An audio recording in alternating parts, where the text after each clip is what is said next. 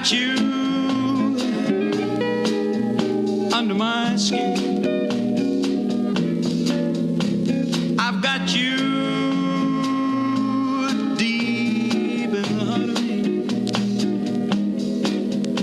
me. So deep in my heart that you're really a part of me. Yes, I've got you under my skin. I've tried so not to give in. I said to myself, this affair ain't never gonna go too well. But why should I try to resist when, baby, I know too well? Welcome to another episode of the Matt and Mill Podcast. My guest tonight is Jacob Givens. I've known Jacob for a long time here in LA. That's saying something. We met at a show that I used to produce called Comedy Ahoy in Marina Del Rey. And he's just one of the funniest guys I know. He's an incredible writer, incredible actor. He has a film called I Had a Bloody Good Time at House Harker that you can watch on Amazon Prime. It's amazing, really funny, super like I don't know how you call it, like vampire spoofy, Evil Dead-y kind of movie. It's great, super fun, great for Halloween or any time of the year. Adds something to the lore about vampires, which is really cool. So it's one of his projects. He also did a couple of shorts called, let's see, I'm blanking on them right now, so I'm going to look it up. I'm going to look it up for you. What do you think of that? I should know it. One of them's from a group called Good Cops on YouTube. You can watch that. And that is hysterical funny. Very good stuff. Jacob Givens. Isn't this fun? Listening to Google. He's going to be like, why didn't you just record another version of it where you knew the answer? Intermission is a really cool movie that he wrote and starred in and created that he shot all on an iPhone. And it's just incredible. Definitely check that out. And, everything he does is pretty awesome, quite frankly. Tumbleweed, that's the other one I was trying to think of, a mini-series on YouTube that's super fun, really creative. He's just a great dude. You'll see. Give it up for my friend and amazing comedian, Jacob Givens.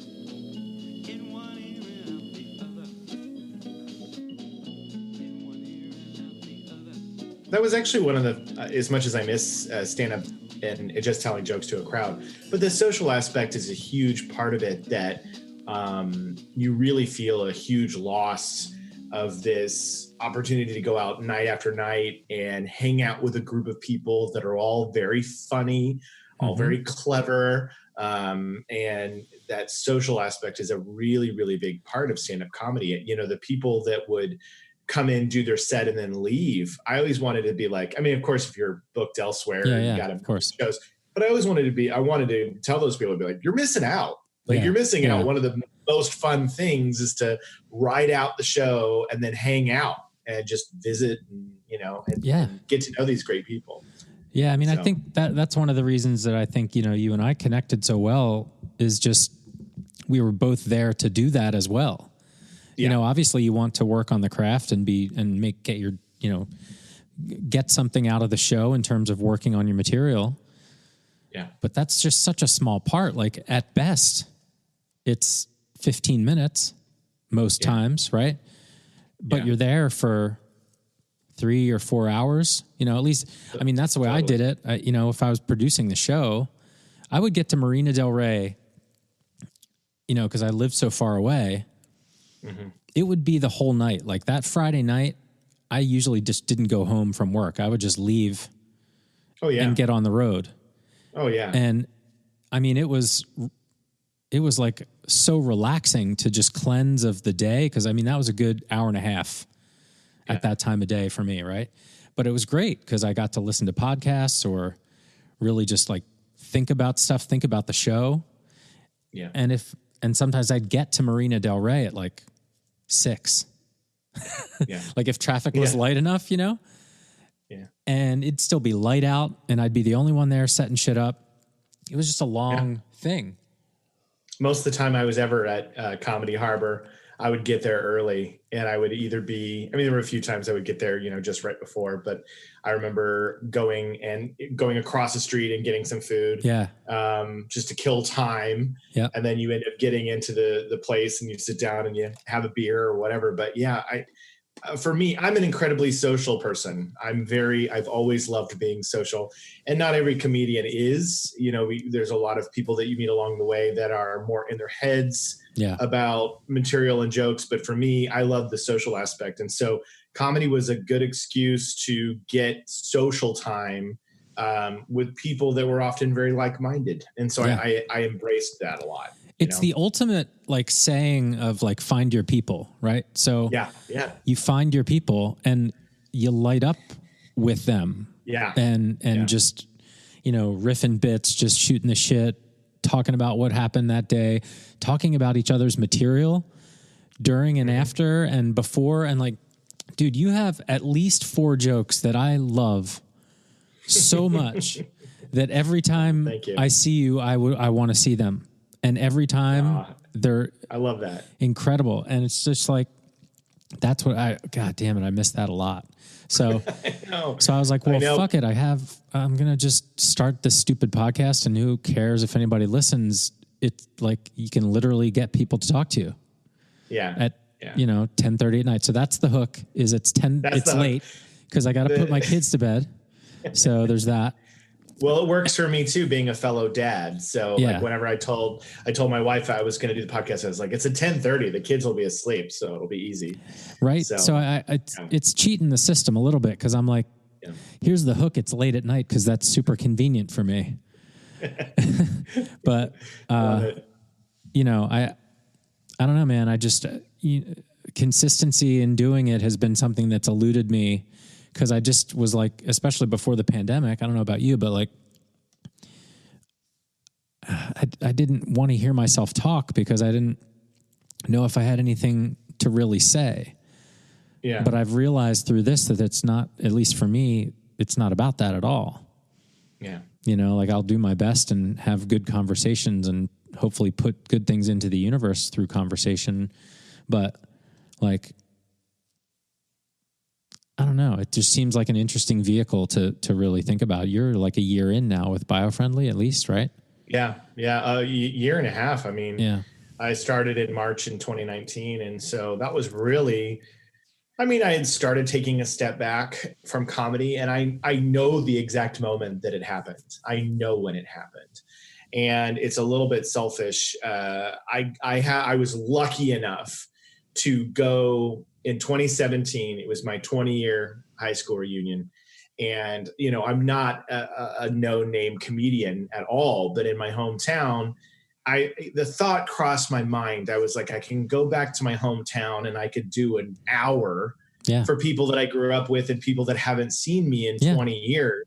And it just seemed like a really good idea. And I wasn't at a club. I tried to reach out to some places, but, you know, obviously not being big enough, I wasn't able to get that. But I met a guy and he was like, oh, well, I know this guy who owns this coffee shop and in the back there's this big room. So I worked with this guy and we worked out a deal on how I could charge a little bit of admission at the door and we could make it all work out. Yeah. So I did 2 nights of an hour in my hometown. And the first night was like pretty good crowd. It was a smaller crowd, but then the second night it was full and people I grew up with, people I didn't know, you know, all these people who hadn't seen me.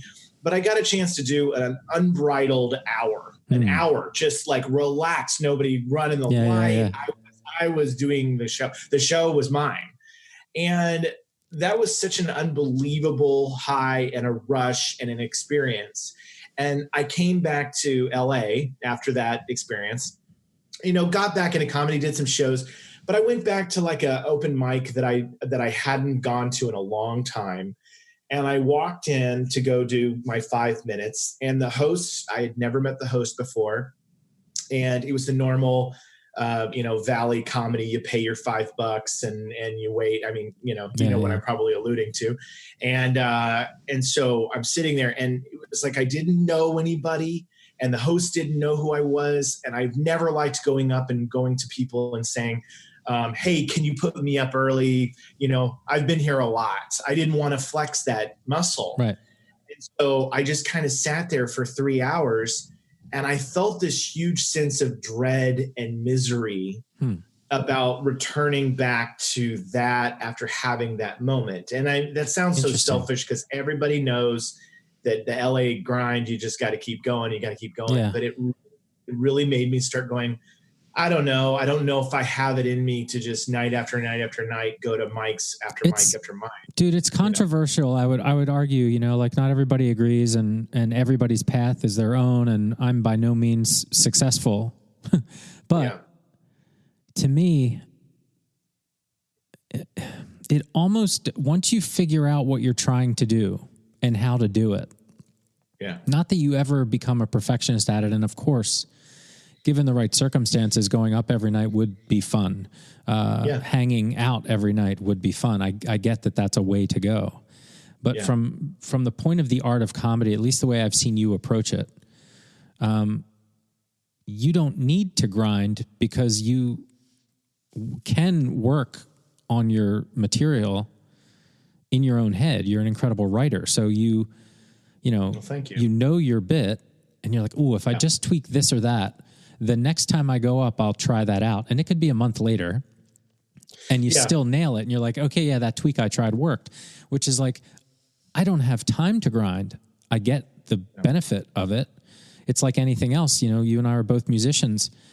If you practice more, you'll be better. You know how it feels when you go 3 nights in a row or have 2 shows in a night, doing comedy. You're better. There's no question. No question. There's no question. Right? Yeah. You get sharper, you get better. It's not that it's wrong, but it's like, okay, your life is a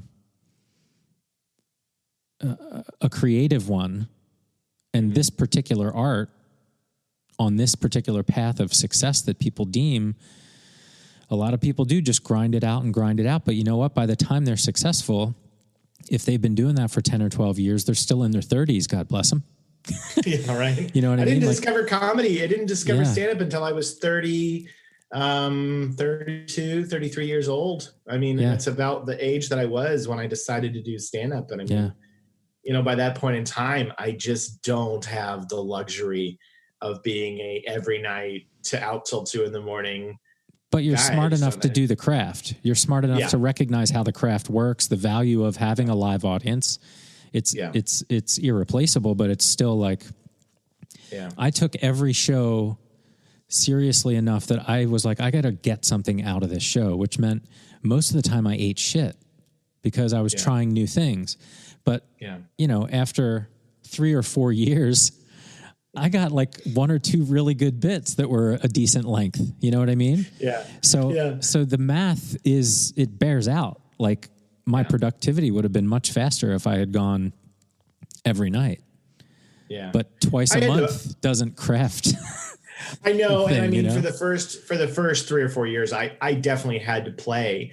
What I mean is I had more fun just in the act of pursuing stand-up than really sitting down and being like, I'm gonna make sure I'm the best. I just loved being in the world and the community, and I loved being at clubs, and I loved being around other comics, and I loved the rush and the adrenaline of coming off stage. And I was really I felt kind of like I was living. I was like my teenage self or my young self was like getting a second wave, like a second burst at life. Yeah. And so it took me a couple years to know how to be responsible with that, because I felt like I got a little bit in over my head with like, oh, I do like having beers and staying out super late and just being completely irresponsible. Yeah. And I had to figure out how to tame that. I had to figure out how to like, okay, how do I, yeah, exactly. I mean, it's really fun being a father, being a husband, and having this excuse to go out and have fun hang out with friends, tell jokes, throw back a few. That was always great. Yeah. But it took me a while to figure out like, oh, well, but I do want to be really good. Yeah. I do want to be a great comedian. You want the respect of other comedians, and you want to make them laugh. Like that was always the high. I figured it out. That was always the best feeling when you had the comic on the lineup or whoever you were with. It was somebody that you thought was absolutely hilarious, and they told you that they loved a bit or loved a joke of yours. You're always like, oh, it's so good. So good. It's so good. Yeah. Or you think of something like, dude, I still, I have to toot my own horn. You can talk about any of those bits. Joke with the palm reader. Oh, I'm so excited. I want to do that. My favorite thing. It's my favorite thing. More. I know. I love that tag that you gave me. And it's funny because I only got to perform it like once or twice. And then Pandemic City. I mean, my God. Literally gave me that note like, I want to say 3 or 4 months before we were shut down. So I love that joke. And the Kill Basha bit, like it's still working. The world will hear it one day, and it is just I hope belly laughs every time, which is really, really just. I think the ultimate you can't really compliment somebody better than to laugh at something they say because you don't have any control over it. Right. Almost like getting angry. Yeah. It's just like, if it makes you laugh, it makes you laugh. I don't know why. It's just weird. Right. It's just weird shit. And sometimes it's completely ridiculous. And it's just great. It's just great. So I had so many things I wanted to talk to you about, and I wanted to sorry, I keep hogging the conversation. No, that's the point. That's the point. Yeah. No, I love it. No, I wanted to make sure that we talked about your new Good Cops. Tell me what's going on, because I didn't know there was unreleased things. Oh, and it's funny because it looks like it's unreleased, but the long story short, it's not. Everybody has seen this stuff. This is the old stuff that you've already seen. For people who are listening to this, I don't know if anybody will, but a group of friends and I, we made a web series, Good Cops, that was our own. We made it on our own in the early days, and then we got picked up by Machinima, which was a YouTube network at the time. And over the years, Machinima got absorbed. They got bought by Warner Brothers. And so at one point in time, Warner Brothers just deleted everything that Machinima had online. And so after some time, we were like, well, Good Cops Season 2, the second season we released ages ago, it was all taken off YouTube. And we started re-releasing Season 2 last year. We were like, okay, let's re-release it. And we got to episode 4, we got through episode 4. And it was around that time that we discovered that there was the master file of the video and the audio file were not synced up. And that's because last minute changes were made by the director, and everybody was just too busy to fix it. Everybody was just too busy. It was like life had gotten in the way. We had all been so far past this series. And then it was like, thanks to our amazing sound designer, composer of the whole universe, he just said, fine, give him to me. I'll figure it out. I'll fix it. His name's Tim Sloan, and he's very talented. And we gave him all the stuff. And during this time that we've been locked down and whatnot, he just said, okay, I'll fix it. So we finally got all fixed, and we have not only the rest of Season 2, but we had all these little bonus things like meet the characters, and then we have some behind the scenes. And then it's all leading up, because what's going to be at the end of all this is we are going to be releasing Season 1 commentary, Season 2 commentary, and then there's going to be a House Harker commentary. So we're ramping up to having all of that, and that's going to be a lot of fun to release. So that's all it is, really. It's just old material that's coming back. So not a new season of Good Cops. As much people ask us to do more Good Cops, I don't know if we'll ever be able to. Oh my God. I'll never say never, but so funny. It's so funny. I did a little intro for you for this thing. I'm testing the waters of doing that, right? So just mumbling through my take of you. It's so funny. But I couldn't remember the name of your iPhone movie, so I had to Google it and look it up. Yeah. Intermission. But Intermission. I was like, I don't know. It's so funny doing this. Like I've listened to Jesus, a billion hours of podcast, Yeah. and it's just still so odd to do it, to fumble, To actually make one. Yeah, like Yeah. to lose the idea of it a little bit into, I don't know, to put it out into the world. You just, and I've talked to Sam Goldstein a lot about this, and I was just like, he had the same thing, and he described it as like fear. I don't necessarily have fear. I have who gives a shit? Yeah. But I feel compelled in a way because I feel like it's such a means to an end in terms of learning how to speak and not just perform, but like just think. Yeah. Like if you only are in your own head, you never get a check on it. You never know if you're actually right. You could convince yourself the craziest shit, which is why we're in the situation we're in, right? Yeah. Because there's not enough good conversation. So it's just like, well, you have to bounce ideas off people. Yeah. You have to, it's such a huge part of the creative process, and that really creativity and isolation, it's rare that it isn't just some solipsistic wet dream, that you gotta share things with people, because you have to develop an idea and you have to see if it works. And I mean, bouncing scripts off people and stories off people only made things better. Right. And it's amazing my perspective of what I thought was good when I was in my 20s as opposed to my 30s. That now I'm in my 40s. I now know that it requires somebody to look at it and go, maybe this is you just being a little full of yourself right here. Right. So, and with podcasts, I think that podcasts almost have to find out what they are after you do them over and over and over again. I think that's the funniest thing I learned about our show, is that you can start somewhere, but eventually the podcast will become a thing that it's supposed to become. It just starts to like become its own baby. Right. And so by you just doing this with us, and just do it, by a couple episodes in, you'll be like, oh, that's what the show is. And that's how you find it. Yeah. It's interesting. I love it. But I it's so funny. Like I'm sitting at my drum set. So, I know this posture of yours because we've Zoomed before. And you've been with your poster and your guitar there.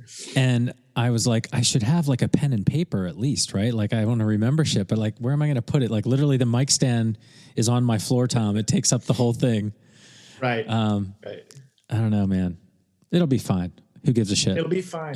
It doesn't, I mean, at the end of the day, podcasts, it's like the people who find you wanted what you're offering. Yeah, exactly. Right? They wanted it. Yeah. And the people who don't have any interest, it doesn't matter. It doesn't matter, right? There's just millions and millions of people that are tuning in or tuning out to whatever's out there. So yeah, it's crazy, right? So tell me what's up. Your new house. We talked about that a little bit last time. How's it going now? You're totally settled in. I saw your fireplace Friday night photo. I was like, God damn, that looks nice. I have discovered a new side of myself, which has been pretty exciting because, I grew up in Oklahoma in a family that none of us were really like tools or working or whatever. My mom was a teacher. My dad was a banker. I didn't grow up in a house where we were like drywalling or, doing anything like that. But not the funny handy thing, bunch, the Gibbons. Not a handy bunch at all. And the funny thing is that I was the anomaly in my family's house. Like one of my favorite stories of all time is I come home from college and we had one of those glass screen doors, like the glass door that's in front of the main door. And it has that pump thing up on top, which is when you close the glass door, the pump closes it slowly. Yeah. So I come over from college and it's propped open, and I go, "What's going on with the door?" And my dad goes, "Oh, well, we're going to have to replace the door. It won't close." And I go, "No, I don't think you need to. I think it's just that pump." And he just looks at me. He's like, "No, son, we have a guy coming out and he's going to replace this door." And I said, will you give me half an hour? And I jump in my car. I go over to like Ace Hardware and I just get a new pump and I come home and I screw it in, and the door closes, and they look at me with this wonder, and they're like, who are you? And the funny thing was, it was such a simple common sense thing, but in my family, that was like unbelievable. Now, on the other side, my wife comes from this builder's family. She did grow up drywalling and building, and like in their home, they converted a barn into a house. And so she grew up with tools. So she totally has that influence. But when we moved into this house, we've always had apartments and never space to do anything. Yeah. And we're definitely not rolling in dough over here. So we get to this house and we see this amazing patio area that's open. It's blank. Yeah. And we're like sitting there, we're going, oh man, we need to get patio furniture, and we need to get a little, screen or cover for us here. Yeah. And we're looking, and all of it, you start looking at some of it's crazy money. You're like, I can't, we just moved. I can't do that. So then the thought comes in our head, and we start going, well, let's build. Yeah. And so we start looking up things on Pinterest and online, looking at schematics, and we buy the wood, and we borrow a saw. That's so amazing. And we put it together, and the sense of the accomplishment that you have. And I mean, we learned lessons along the way. Like I learned during the process, you have to sight wood. You can't just choose. You can't just get a 2x4 without looking if it goes this way to the right a little bit. Yeah. But we built this patio sofa. And the sense of accomplishment I had once I was done with it, I was like, I have made this chair with my hands. And it really awakened a side of me that just is so Midwestern dad. And I feel like I'm just going to be grilling and building. And it's been a lot of fun. And, especially Halloween, we went crazy with the decorations, and Christmas, we're going crazy with the decorations. So it's just, I'm living a life that I thought I was never in LA ever going to get to have. That's beautiful. It's been great. That's so amazing. That's so funny. So that was, when was the screen door incident? I was in college. Okay, I was in college, and there were things like that would happen with my parents all the time. You know that little rubber stopper in the toilet that when you open up the back bowl, little rubber stopper, that one time broke off, and my parents were like, we don't know what's wrong with the toilet. And I was like, it's the rubber stopper. I was like, all you have to do is look one step further. It's like Idiocracy. It was seriously. You're the president. And the parents, my parents are brilliant people. My mom is a college. She has her doctorate. Yeah. And my brother, I love him. I love him dearly, but he's cursed with the same problem. He is very intellectually smart, but there are just things that he does. And I'm like, what do you think? What are you talking about? That doesn't make any sense. So I am a little bit different than the rest of the Givens family. That's so funny, man. I had the same thing. I was out here a couple years, maybe like 5 years or something like that. Yeah. And I went back to Philadelphia for a funeral. And I feel like it must have been in the summer. And I was traveling a lot for work. So I had all these points and all these miles and all this crap. And like when I got to the rental car counter, she was the person was like, "You want me to upgrade you?" And I was like, "Yeah, I'm only here for 2 days. Like that's fine." Sure. And she gave me a Chrysler Crossfire. You know those like little I did roadsters. Yeah. And I was like, "All right, sure." So I drove to the funeral. And I got out, and everybody's like, "Whoa, California!" And I was like, "It's a rental." I'm like, they didn't put together that. I didn't drive from there in my Crossfire. It was so awesome. But you know what? You just roll with it at that point. You go, things are my standards. Pretty high now. I got a Chrysler Crossfire.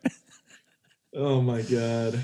It is funny, the perception of LA to other cities. That's always been and it's so it's not all that different at all. No. Like like in a lot of ways it's way worse. Like like way worse. It's just a crazy place to live. And I was gonna say back in my hometowns and whatnot, like even getting extra work in movies, which we know once you live out here and you do like central casting and you have like you're literally like, you can hardly see the person in the back of the thing. Yeah. I did that in my 20s. And like back in I had like cousins back at home that were just like, I can't believe Jacob's in movies. And you just realize there's just such a misconnection about what that means to be an extra background in a TV show. Yeah. And how insignificant that is. Yeah. It's literally useless. Yeah. It's useless. Yeah. It doesn't matter at all. But to them, they were very, very proud of me. And I was, I did not shut it down. I was like, by all means, rejoice. Please accept that I've made it. I am amazing. I am amazing. Please don't ever stop thinking that. Yeah, it's pretty nuts, man. I like it though. I mean, I should say I wouldn't do it if I would have been, I guess I really would have been bored, Yeah. You know what I mean? Yeah. Like, I don't know if we still need to stay here. Yeah, I know. After all this, like the only thing now keeping me here is weather.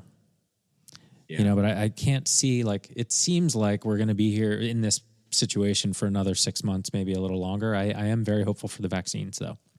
The data looks good. And they're big studies, which I feel really good about, like 38,000 in the Pfizer study. I don't know what the Moderna study was, but so I think, in a year, things will be back to whatever it's going to be. Yeah. Which is not going to be what it was. Right. But I wonder just how much of the whatever the industry of LA will shake off and rebuild itself here. Because there's so much is getting crushed. Businesses and restaurants and, the culture's gone. And apparently down in the city, it's really bad from a homeless standpoint. Yeah. And I've heard of a lot of people leaving. And there's been a lot of families that we've known that took off and and it's understandable. And it's been a constant conversation during this whole time as you go, do you stay? Like, why do you stay here in this really expensive city for an industry that's, falling apart? But yeah, I don't know what keeps me here. I think landing in this house, and I'm renting, by the way, I'm not a homeowner. So I'm not Daddy Warbucks over here, but we're renting this place, and I never saw a rental with marble walls. It's amazing. It's a palatial. This is the foyer.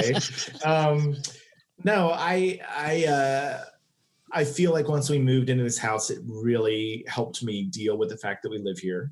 Because I was like, well, now I feel happy just to be in a place where I can play, have a yard, and have my kids be here and that. And we have a sense of community in that there are a couple of families that we're really, really close to, and our children are close to each other. And that has been so important.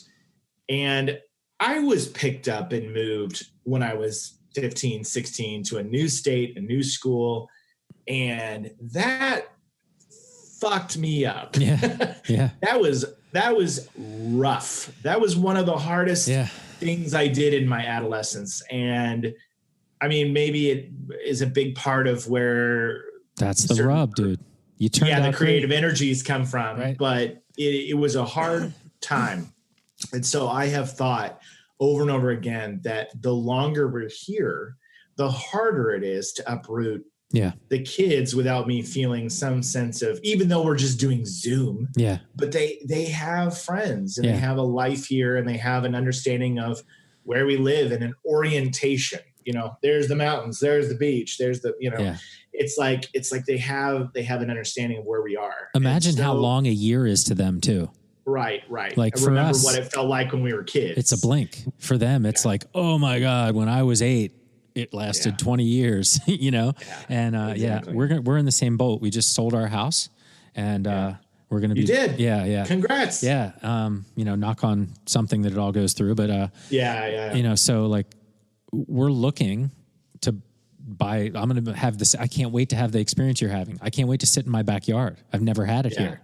Yeah. So it's just like, It's pretty great. I can't wait. And I can't wait to build shit. I can't wait to build my sound room. Like, it's, so I'm really looking forward to it. It's that whole experience that I'm really craving. And you know, I don't like to be, you know, we're very lucky to be where we are, all that, but there's something about that settling into home. Yeah. That it's like, okay, the pandemic sucks. We'll be fine. We got this, you know, your little base unit is all set. That's awesome. That's really cool. I have found that, especially at 42, there are such little things that I need to make me feel happiness. Honestly, yeah. Like sitting in front of a fire pit with a glass of whiskey in my hands, you know, outside at night. Yep. That could sustain me for a long time. Yeah. And it took me a while to find that peace. I've been chasing the high of, you know, being an entertainer and being an extroverted person, and you know, all the good cops guys, they love to tease me because I am this person that feeds off of the attention of others. And I always have been that way. Yeah. I have always been that way. And I mean, to get into comedy, to get into acting, to get into any of this stuff, there's so many of us have that. Yeah. And I seem to have it to a point that, you know, they would love to poke fun and tease about, because it was this kind of, you know, hey, everybody, look at me, look at me, look at me. And there's been a little bit of a transition, I think, especially during coronavirus, especially during going over to BioFriendly and leaving the studio, is that I've just felt a little bit more contentment with kind of the simple little moments. And I'll always want to tell jokes. I'll always want to write stories. I'll always want to act or direct or you know, do something creative. But I don't think I need to have everybody telling me that that, you know, it's the best, or that I don't have to have the adoration of so many like I once sought after. I feel like now I'm just kind of happy to, you know, sit by a fire pit, drink some whiskey, and then work on some fun stuff. And if I like it, then I like it. You know, I don't know.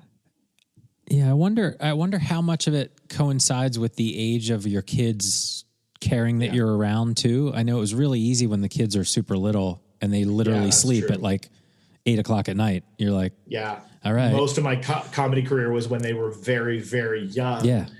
But now my involvement and my presence, they care that you're there. They notice you leave.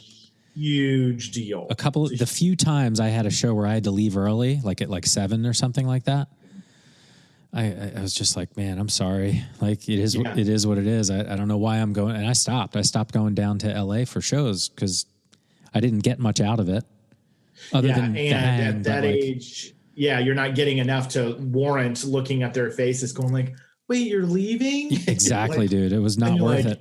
I'm like, never mind. And plus the other thing is those shows stopped being as useful to me as my own show.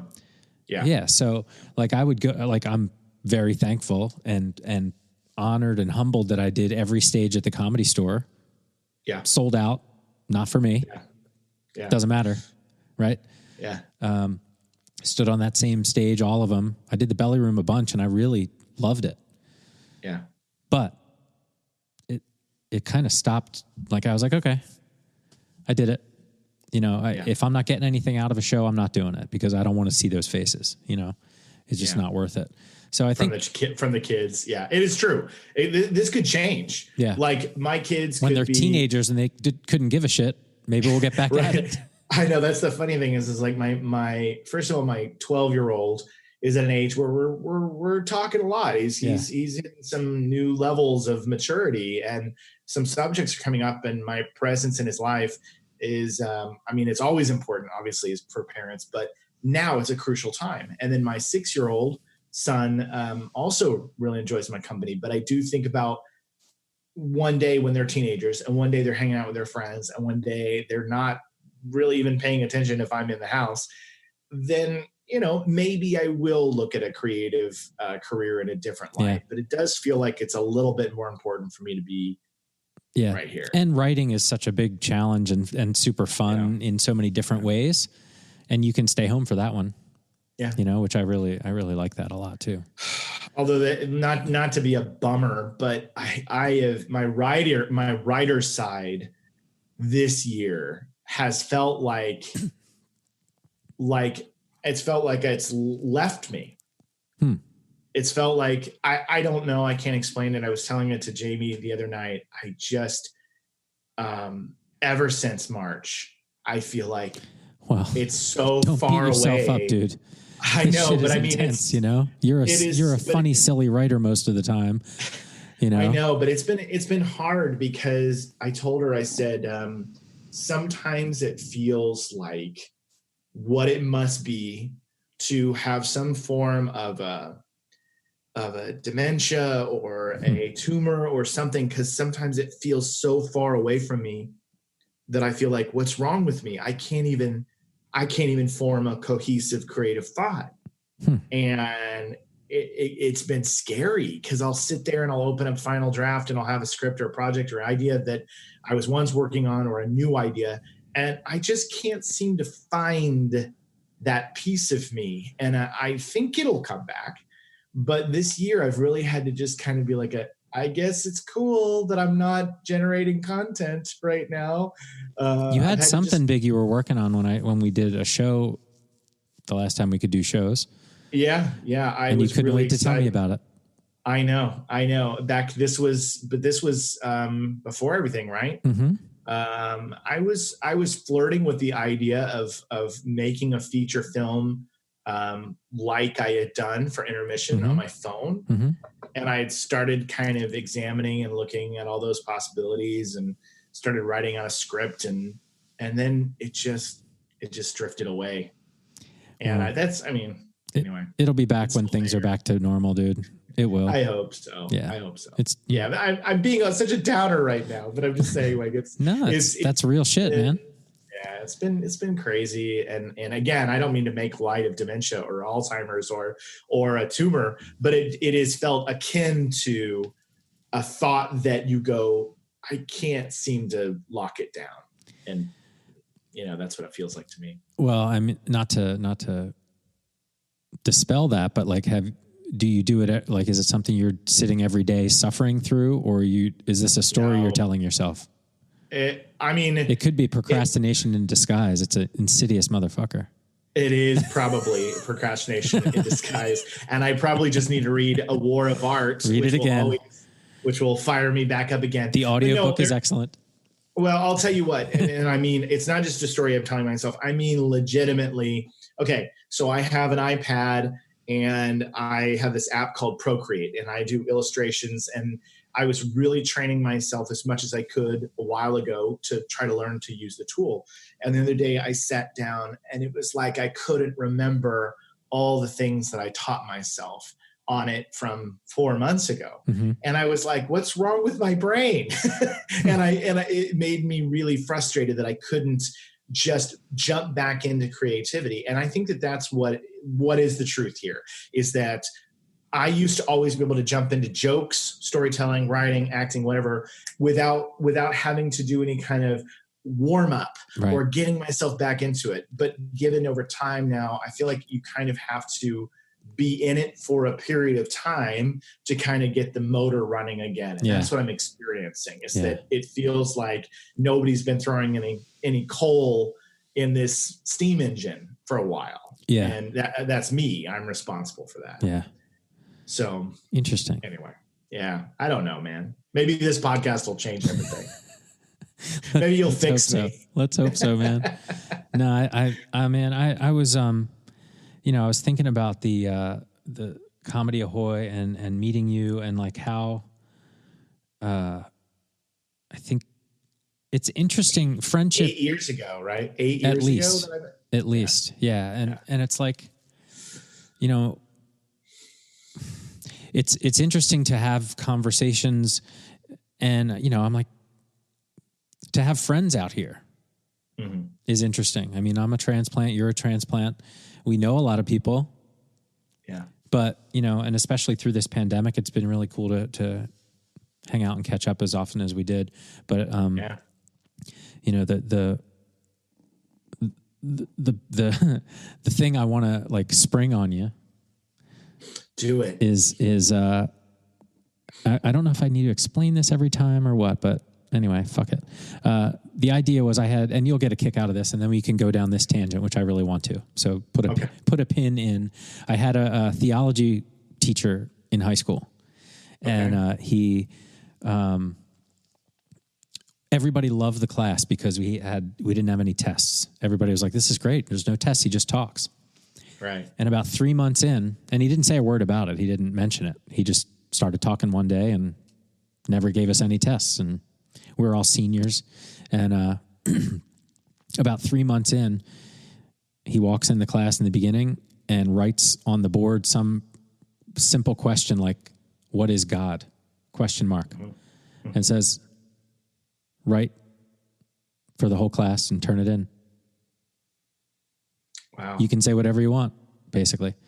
And we were all like, "What the fuck is this?" Because we're from the Scantron, multiple choice test world. This is some "Oh Captain, My Captain, Dead Poets" shit. He failed everybody in the class. Oh my God. He failed everybody in the class. Like big red Fs on every page. And he fucking read the riot act. He was like, "Listen, what world do you think you guys are going into next year where you don't know how to answer a question we've been talking about for 3 months?" Wow. Like, you could have written anything you wanted. I would have given you, a decent grade if it seemed like anything we had talked about, know? So that was one of the biggest lessons I ever had. But in the moment, I hated that guy because I always hated surprise quizzes because I was a good student that prepared. Yeah. So, like, I would have been like, "Motherfucker, I would have read all my notes." Right. Right. Like, yeah. So the surprise quiz element is this, like, what a high level question like that, which is what is the thing that most surprised you about being a parent? The thing that most surprised me about being a parent. Oh, Matt, that is it's a great question. It's just one of those ones that, you sit back and you go, there's so many things that surprised me. Okay. So I can tell you,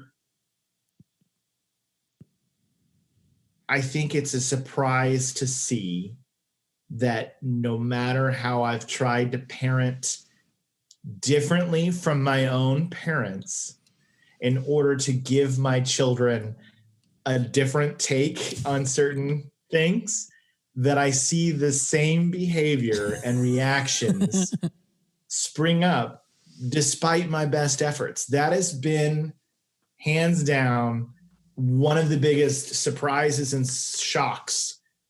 And you get what I'm saying, that you right? snap into that groove of your parent training. That you're doing something differently. So for you're example, trying to change it and they still do it.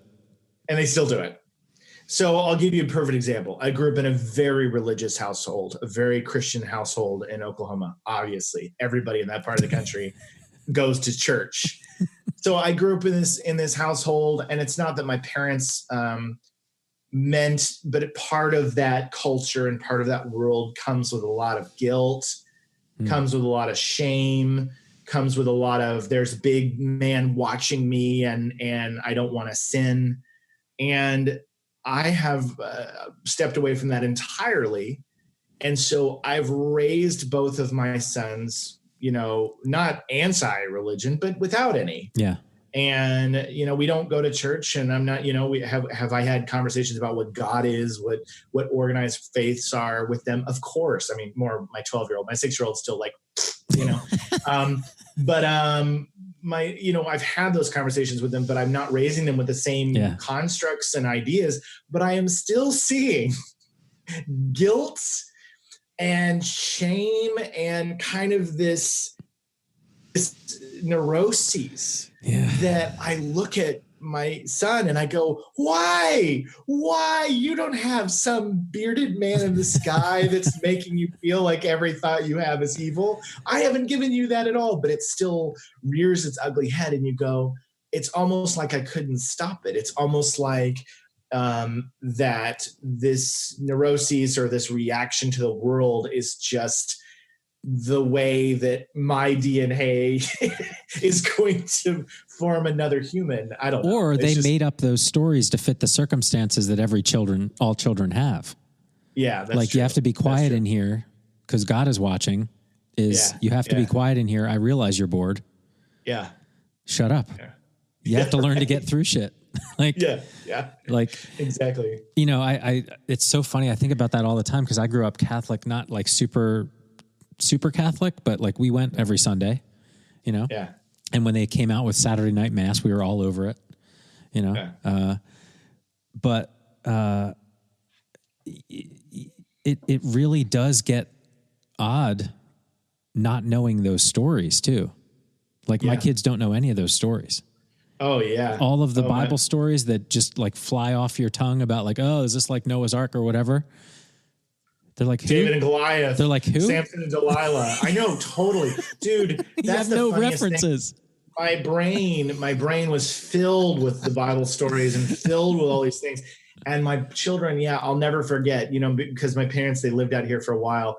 And, you know, just out of respect with my mom, I would go to church with her on an Easter or whatever. And I'll never forget, there were a couple times that when my oldest was young, he would go and we'd leave him in a little Sunday school room.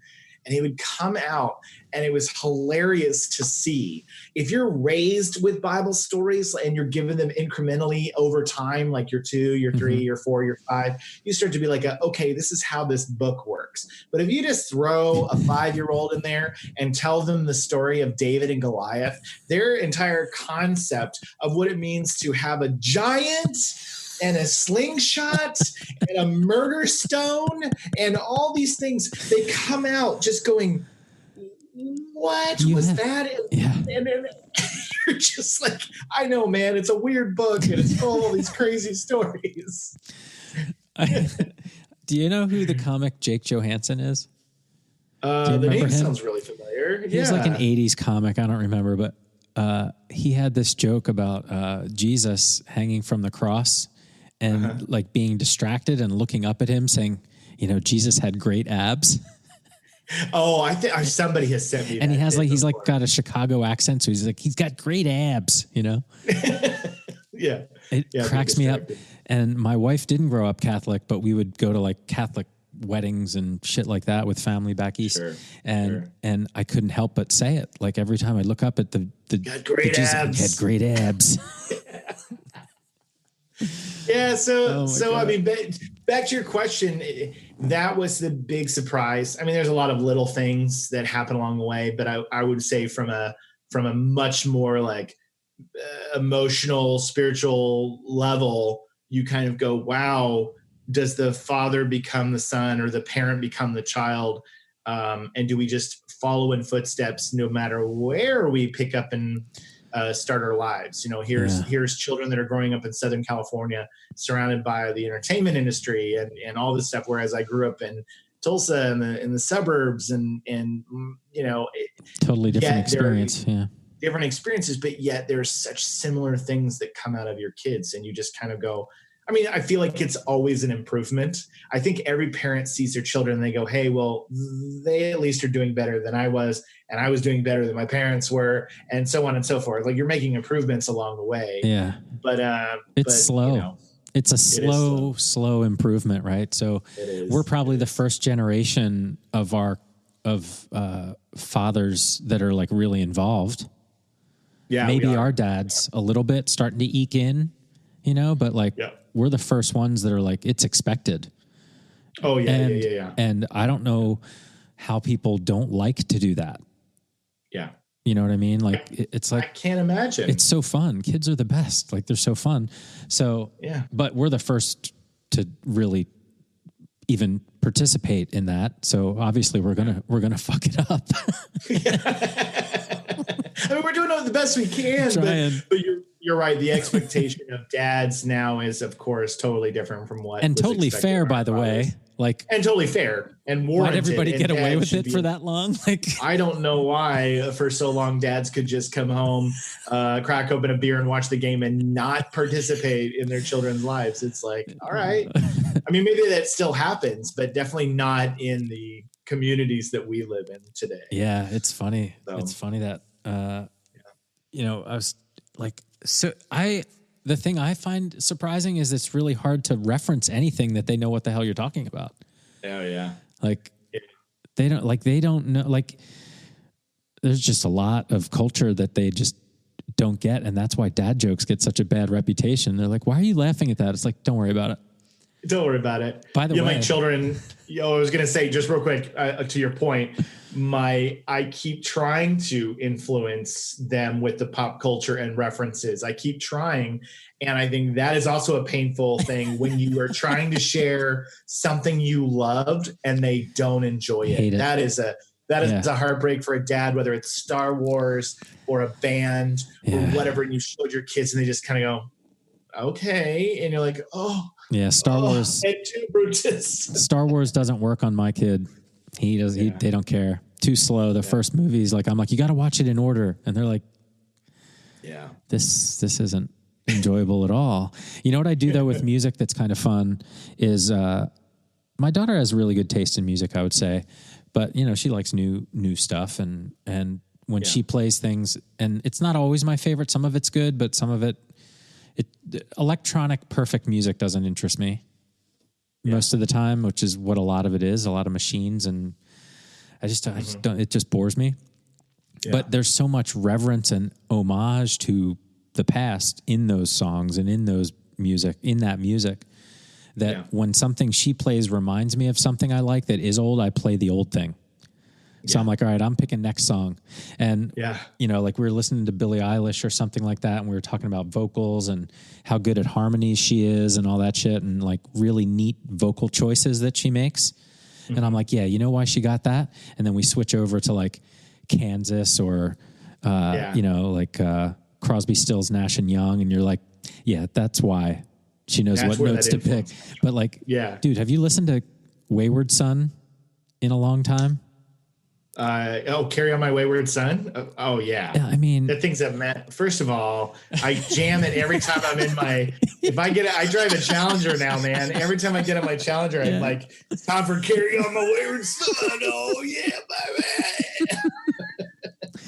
But I was like, the thing that makes this so awesome and, sets it apart is this is 6 dudes from like Kansas with beards and beer guts live. Rocking like this, like totally so good. It's so good. Oh man. So what else is going on? That's about it. The music thing, I was going to just echo that my oldest likes dance, like electronica type stuff too. And I think that's the one genre that I never really explored. And so that's where I kind of feel like I'm at a loss. Is he likes DJs like Alan Walker, and he plays this video game called Just Shapes and Beats, and it's all these like dubsteppy, like real heavy beats, and he loves it. And I keep trying to search for a connection point. Like I'm sitting here and I'm like digging through trip hop from the 90s. I'm pulling up like Portishead and Tricky and Massive Attack, and I'm showing it to him, and it's just so slow for him, and it's just so funny. I just want to connect with him on music so much because music is huge for us. Yeah. And I want, so I've been sitting around the living room playing my guitar more and more because I've just been like, I've got to find something that he'll hear and he'll be like, yes. So it's crazy. Anyway, music has gotten my attention more and more over this whole thing, which is really fun. That's like new music. No, just making music and really thinking about music and playing a lot more and I don't know. It's pretty great. I want to return to that too. Like I can't wait to play live again. Like I cannot wait. We got to do that thing. I know the Pumpkins thing. That'd be really so fun. Cool. It'd be so cool. I'd love it. I just figured out that we're kind of wearing the same thing. Oh no, you're wearing a black t-shirt. Yours has buttons. It does. That would be a Henley. I think they call that a Henley. Yes, this is a Henley, and it was what I wore to work today. So what do you do with BioFriendly? You want to talk more about that? Yeah, sure. I don't mind that at all. It's a great job, and it's in a really interesting kind of transition from what the business was to what we're becoming. And I get to work with one of my best friends, and we get to make a podcast together, the BioFriendly podcast, which is education about the environment, but we embrace humor and comedy and have fun with it. It's an uplifting podcast. But BioFriendly was formed basically because they had a fuel additive that helped reduce emissions and helped engines burn more efficiently and all that. And that's still a huge part of the business, but we are also growing this media and education and environmentalism. So on one of the coolest things is that my job is actually helping the world. And so that gives me a lot of inspiration from day to day that's what I'm doing. It's nice to be in a career that you're like, my job is to help people clean up pollution, try to reduce climate change and conserve water and have better food systems. And, that's a really, really important thing. And I did mention that I went into work, but that's because it's just he and I in the space. We go in 3 days a week, and we have, during this quarantine, we have gotten together many, many times. So we just, it's just like having a family member that I see, 3 times a week, basically. So have you been COVID tested? Yeah, I got tested one time, and it was the good old classic straight up the nose. And wasn't that bad. I mean, I always describe it to people as they're stirring, and you're like, it's not too bad. And just as you're about to say, I don't like this, it's over. It's over. It's over. But it lasts longer than you think. They're like there, and you're going, okay. Yeah. Okay. Yeah. Well, hopefully that gets a little easier. No, I haven't had any need. I have gone almost nowhere. Yeah. As far as I know, not in contact with anybody, but now that kids are starting to leak out into schools again, I don't know. Yeah. Well, our kids are still at home. And where I go to work, I only work with Noel, one other person in the building.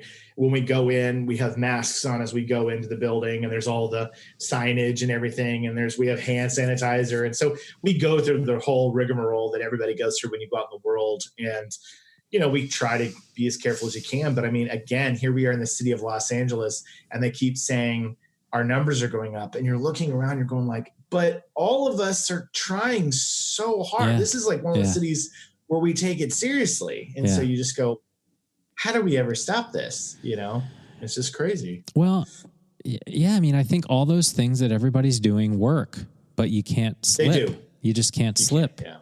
Yeah. And, avoid getting in people's faces close by. Yeah. Like it's crazy, man. My buddy, just talked about this and posted about we need to really lock down, for reals, which is kind of what Biden seems to be saying. Well, we did that in the early days. Badly, really badly. California did a good job. Yeah, but I mean, for us personally, I know you, I know everybody I know, when it was March 17th or 16th, whatever the date was. Yeah. I remember that first 6 weeks, it was so scary to even go out into the world that grocery store trips I'd face them with trepidation, and you're just washing groceries. And I mean, of course that kind of care still needs to be in play, but we took it so seriously in the early days, and we still need to take it seriously. But I just feel like we've been taking it seriously this whole friggin' time. Yeah. So I didn't go out much, but when I did go out to go to the grocery, it felt like Mad Max or something. It was empty. I hated it. It was so jarring. Trader Joe's was the one that brought me peace and solace, because I remember I went to a Ralph's or Vons or something, and I hated it. Yeah, I hated it because it was like fluorescent bulbs are flickering, and the cabinets are bare, and everybody's just kind of walking with this haunted look. And I was like, this is a nightmare. And then you'd go to Trader Joe's, and you'd have to wait in line outside. Craig Conan would be loving this Trader Joe's moment. But you'd be standing outside, but you get inside and then have their Hawaiian shirts on. They'd be friendly, they'd be kind. They did a good job, still are doing a good job the whole time, following rules and keeping people out and wiping carts. And keeping things positive. That's what was so nice was, and somebody explained to me, they were like, well, of course, Trader Joe's, they have their own supply of food, whereas all these other grocery stores are getting, the general food from every single place. Yeah. the peace and quiet and calm and clear of it was like, can we just keep this? This is pretty nice, you know, like there was no congestion, like, oh yeah, even on those trips. But it was scary even for us. I had a friend that lived in the city in San Francisco, and he was like, dude, it is horrifying because the stores aren't big. Like you can't not be close to people, right? You know, and you know, I bought a bidet when the whole toilet paper shit happened. I was like, so did we. Yeah, man. So did we. I'll never go back. Once you have a bidet, you're like, what's wrong with America? Yeah. And why aren't these standard issue from day one? Oh man, I know. The French have got it right, man. Jeez. They have them all over Asia too. Like heated, all kinds of buttons and craziness. But like, yeah, that is a revolution right there. It's a revolution. Wash your butt. It's great. I think it was Duncan Trussell talking about this, saying, if I wiped shit on your face and then handed you a tissue and you couldn't use water. And you couldn't get it moist. Yeah, like you still have shit on your face. Oh, man. Dude, this is fun. This has been really fun. This has been great. See, I sort of like the tired feeling that's kicking in. You can tell that we're both like, hey. Yeah. It happens. It's real. I am totally tired. I am getting tired. But it's good, man. It's all good. We'll see how it goes, and we can. Maybe you should embrace that. Maybe you should call it like tired, getting tired, or up all night with Matt Neal. I don't know. Something fun there about the fact that given the current place that we're in the world, that at this time you are kind of going like, oh, I should really go to bed. Yeah, because the morning's going to come no matter what. Like my son gets up at the butt crack of dawn. Like, yeah. So totally. I don't want to I think if I book these on a Friday night, it's going down because you and I have chatted till like very late several times. Hours. But I'm like, if I start another big topic, we could be up for another hour. Oh shit! But let's just do more because it's mine, and we can just keep doing it. Like I had to book you on my shows to see you before. Yeah, nothing has changed. We just do it. Yeah, nothing's changed. It's like so it means I get to be a repeated guest, right? You can have Chico Givens on again and again and again and again. Again. I'm gonna make you run some bits though. One of these times. Okay, that's fine. I don't know. That's fine. I don't know what to do with them, Matt. They're just collecting dust. I was like, I want to sit here and be like, I wrote all these jokes. Does anybody want them? Because I won't get to tell these again for years. You know. Well, when we shoot that pilot, maybe then. There are parts in comedy clubs, and that'd be fun. Maybe I get to do it on the show. Oh my God, the world needs to see it. I know, and I maybe I'll get to do comedy again one day. And it's interesting because have you done a Zoom comedy show during this whole thing? Yeah, I haven't either, and I'm not against them by all means, but I didn't like the idea of doing it just because it felt like. The wind has already been taken out of the comedy sail, and I couldn't imagine returning to it in that form. I was like, I'd rather wait this out. That's kind of where I landed, and also I toyed with the notion of producing one to generate money for comics. Yeah, and that would be the only reason I would do it. But it's a lot of work, and I'm tired. It's a lot of work. And that's the thing. Podcasts are a lot of work, man. Like to make it good. These are a lot of work. Yeah. I do one a week, and it's a lot. It takes up a good part of my week. And we're on episode 90. And just to think that we've made that many, I'm kind of like, holy smokes. Wow. But I was going to say, but it does seem like people are returning to stand-up comedy shows in person with these distancing measures in place. And yeah. I mean, Sam's on the road right now. There's places where they're doing it, but it's just like, I don't know. Holy shit. Yeah. The outro music started without me pressing a button. That must mean it's over. It's playing me off. Yeah. This is the Academy Awards. Oh, fine. Well, I'd like to thank my parents for making me neurotic. I'd like to thank the church for filling me with shame. Oh my God. This is my grandfather. This is my grandfather singing Sammy D. Is it really? It is, yeah. Oh, that's great. Yeah. That's so funny. 2 times now, both times this has happened. Not the play out, but the play in hit like a perfect break. And I was like, okay, I'm keeping it.